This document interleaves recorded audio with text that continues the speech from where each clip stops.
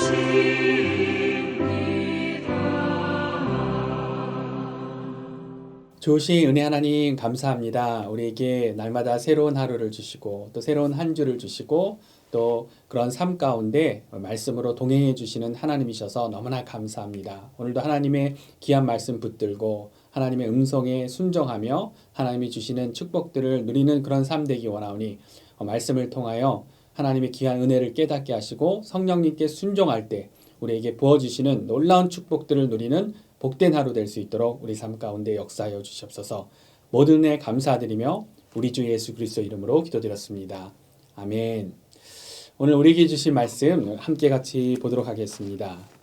우리에게 주신 말씀은 창세기 49장 22절부터 33절 말씀 함께 같이 읽도록 하겠습니다. 요셉은 무성한 가지 곧 샘 곁에 무성한 가지라 그 가지가 담을 넘었도다. 활 쏘는 자가 그를 학대하며 적개심을 가지고 그를 쏘았으나 요셉의 활은 도리어 굳세며 그의 팔은 힘이 있으니 이는 야곱의 전능자 이스라엘의 반석인 목자의 손을 힘입음이라. 내 아버지 하나님께로 말미암나니 그가 너를 도우실 것이요 전능자로 말미암나니 그가 내게 복을 주실 것이라. 위로 하늘의 복과 아래로 깊은 샘의 복과 젖먹이는 복과 태의 복이리로다. 내 아버지의 축복이 내 선주의 축복보다 나아서 영원한 산이 한없음 같이 이 축복이 요셉의 머리로 돌아오며 그 형제 중 뛰어난 자의 정수리로 돌아오리로다. 베냐민은 물어뜯는 일이라.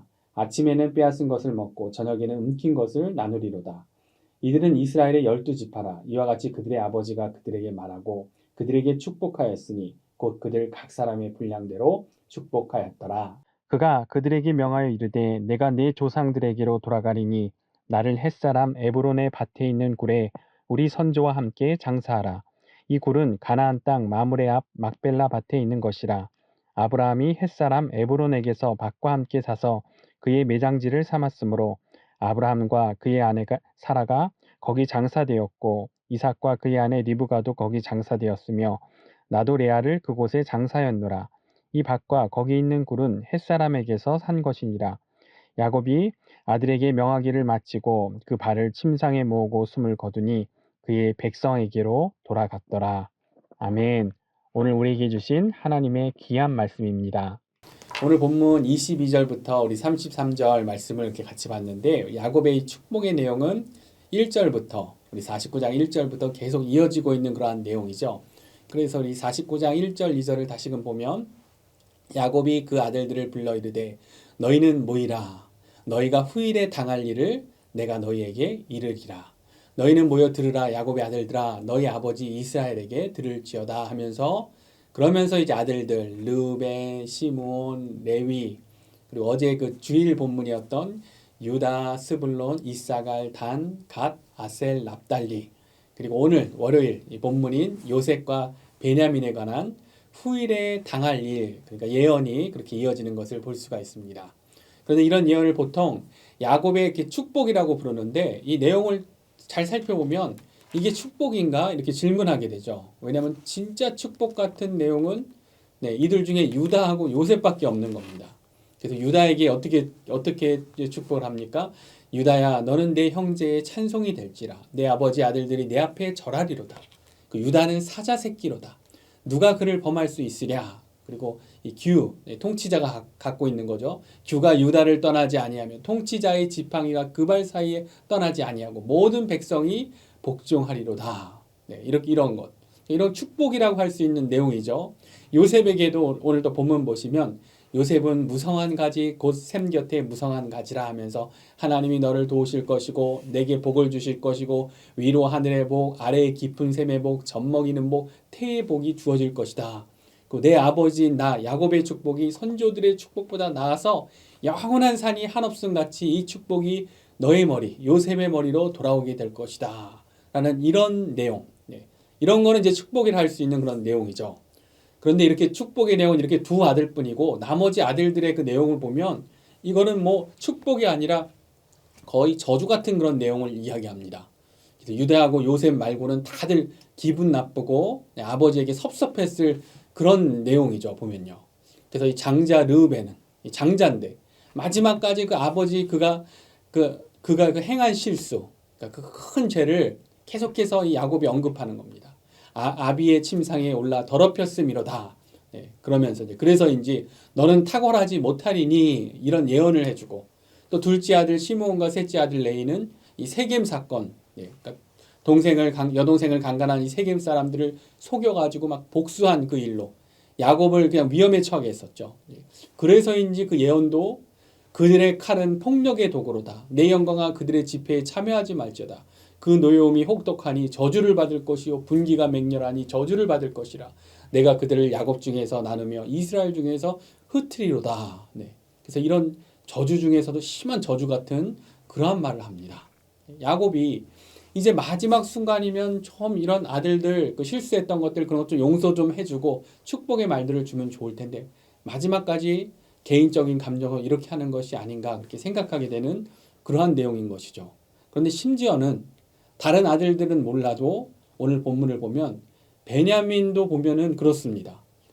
베냐민이 어떤 자입니까? 사랑하는 라헬을 통해 낳은 이 막내 아들.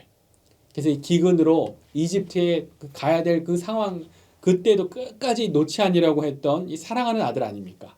그래서 요셉이 죽은 줄 알고 얼마나 이 베냐민을 정성으로 키우고 또 요셉에게 그렇게 했던 것처럼 편애하고 그렇겠습니까? 그렇다면 죽기 전에 그냥 혼신을 다하여 그냥 축복을 할 만도 할 텐데 오늘 베냐민에 관한 예언이 어떤 내용입니까? 오늘 본문 내용이죠. 달랑 한 줄. 다른 아들들도 물론 한 줄이 있긴 하지만 다른 아들도 아니고 베냐민인데 라헬을 통해서 나오는 그 사랑하는 아들인데 막내인데 그 내용도 보면 그 한 줄인 것도 그렇지만 내용을 보면 이렇습니다. 27절을 다시 보면 베냐민은 물어뜯는 일이라 아침에는 빼앗은 것을 먹고 저녁에는 움킨 것을 나누리로다. 그래서 이 팔레스타인에 다른 좋은 동물들도 많을 텐데 유다를 이 사자 새끼, 어린 사자 같도다 했으면 이 베냐민은 독수리 같도다, 어린 독수리 같도다 하면 더 좋았을 텐데 아니면은 아주 유용한 동물, 뭐 낙타 같도다, 뭐 이렇게 하면 더 좋았을 텐데 그런데 뭐라고 합니까? 물어뜯는 일이라고 하죠. 요셉은 그토록 뭐 샘 곁에 무성한 가지 하면서 이런 축복, 하늘의 축복, 뭐 땅의 뭐 샘의 축복, 뭐 태의 축복, 뭐 젖 먹는 축복, 뭐 이런 축복 다 이야기하는데 왜 이 사랑하는 막내 아들 베냐민은 달랑 한 줄 그것도 물어뜯는 일이로 이야기할까? 우리가 이렇게 질문하게 되는데 그 이유는 오늘 야곱이 되어질 일에 관한 이 예언은 결코 야곱의 개인적인 그런 감정이 아니라 하나님께서 야곱에게 주셨던 하나님으로부터 온 예언이기 때문에 그러한 것입니다. 그렇다면 이러한 야곱을 통해 주신 하나님의 예언들을 통해 인생의 마지막 순간에 와 있는 이러한 야곱의 삶을 통해 또한 이러한 좋기도 하고 우울하기도 한 예언이 주어진 야곱의 그 아들들을 통해서 우리가 오늘 이 말씀을 통해 배워야 할 영적인 원리는 무엇이겠습니까? 오늘 두 가지를 생각해 보면 먼저는 우리는 오늘 말씀을 통해 우리의 후손들을 위해 기도하며 축복하는 사명이 있다라는 것. 그것을 우리는 먼저 생각해야 합니다. 우리 하나님의 백성들에게는 하나님이 주신 여러 가지 그러한 사명들이 있죠. 그래서 복음을 전하는 사명, 뭐 어려운 자들을 뭐 돕는 사명, 뭐 세워주신 자리, 우리의 그 비즈니스와 우리의 일을 통해서도 하나님의 나라를 확장시키는 어떤 그러한 사명, 여러 가지 그러한 사명이 있을 수가 있습니다. 그런데 오늘 야곱을 보면서 또 우리 믿음의 선배들을 보면서 우리가 잊지 말아야 될 우리의 중요한 사명 중에 하나는 그것은 바로 우리 후손들을 위해 우리가 기도하며 축복하는 사명이 있구나. 그것을 다시금 알게 되는 것입니다. 그래서 오늘 야곱의 예언의 내용은 우리가 듣기에 너무 이렇게 좋아 보이는 그런 예언도 있고 그리고 마음이 이렇게 불편해지는 것 같은 그런 예언도 있습니다. 그런데 우리가 더 주목해서 봐야 될 오늘 구절이 무엇입니까? 우리 28절 한번 다시금 보시면요. 28절에 보면 이렇게 되어 있죠. 이들은 이스라엘의 12지파라. 이와 같이 그들의 아버지가 그들에게 말하고 그들에게 축복하였으니 곧 그들 각 사람의 분량대로 축복하였더라.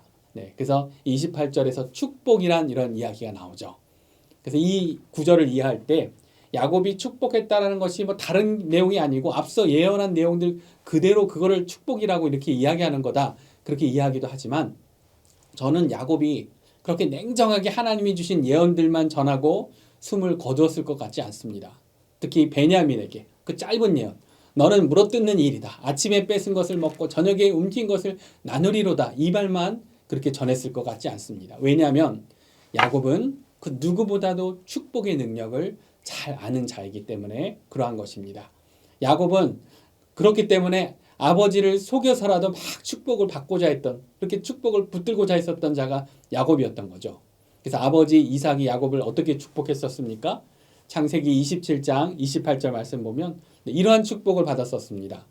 하나님은 하늘의 이슬과 땅의 기름짐이여 풍성한 곡식과 포도주를 내게 주시기를 원하노라. 만민이 너를 섬기고 열국이 내게 굴복하리니 내가 형제들의 주가 되고 내 어머니의 아들들이 내게 굴복하며 너를 저주하는 자는 저주를 받고 너를 축복하는 자는 복을 받기를 원하노라. 이러한 축복을 받았던 야곱. 그러니까 축복의 능력을 너무나 잘 아는 야곱인 거죠. 그래서 이 앞서 그 우리 본문에 또 보면 요셉의 아들들 므낫세와 에브라임을 위해서도 이 야곱이 축복해 주죠. 그래서 48장 16절 다시 제가 읽어드리면 어떻게 축복합니까? 야곱이요. 나를 모든 환난에서 건지신 여호와의 사자께서 이 아이들에게 복을 주시오며 이들로 내 이름과 내 조상 아브라함과 이삭의 이름으로 칭하게 하시오며 이들이 세상에서 번식되게 하시기를 원하나이다. 라는 이러한 축복. 그래서 야곱이 손주들을 위해 정성을 다해 축복합니다. 그래서 이 축복의 능력을 잘 아는 야곱을 생각하면 오늘도 그들 각 사람의 분량대로 축복했다고 하는 이 야곱의 모습을 보면 오늘 우리들의 중요한 사명, 우리의 후손들에 관한 사명을 생각하게 합니다. 그래서 우리 예수님이 언제 다시 오실지는 모르지만 우리의 인생, 잠시 왔다가 잠시 가는 인생.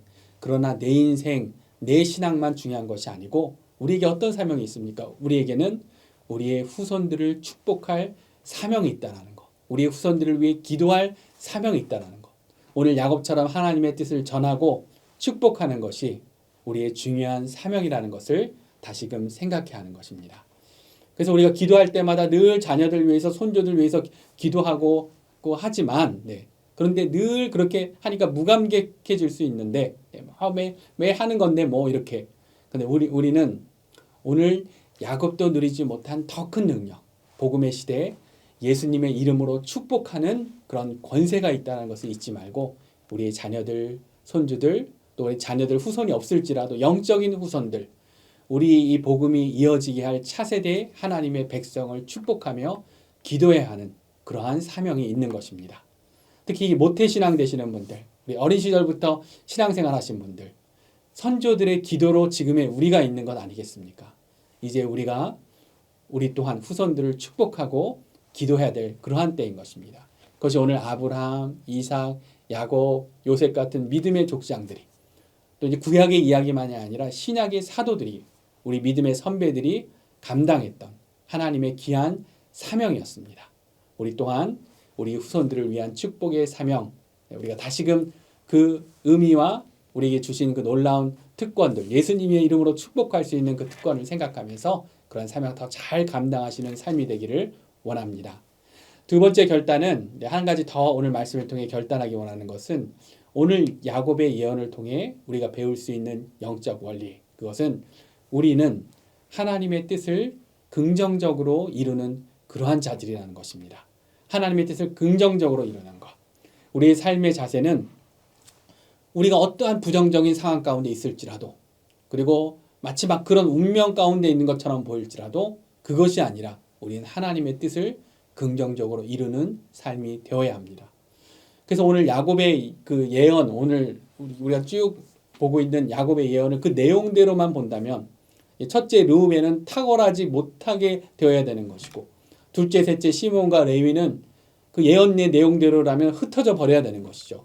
또 다섯째 아들 이 단은 독사처럼 힘이 있어서 백성을 심판하게 될 것이고, 또 오늘 본문 요셉은 얼마나 많은 축복을 받습니까? 샘 곁에 가지처럼 해서 계속해서 넘치는 축복만 받아야 하는 것 같은 그러한 아들들도 있는 것이죠.